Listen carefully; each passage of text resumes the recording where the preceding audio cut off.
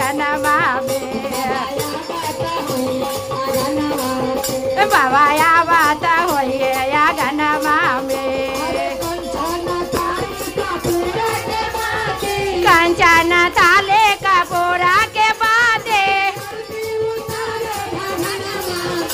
अरे आरती उतारम भवनमा में बोला या बात होइए गनमा में बाबा या बात होइए भवनमा में बाबा या बात होइए बाबा या बात होइए भवनमा में बाबा या बात होइए भवनमा में बाबा या बात होइए भवनमा में बाबा या बात होइए भवनमा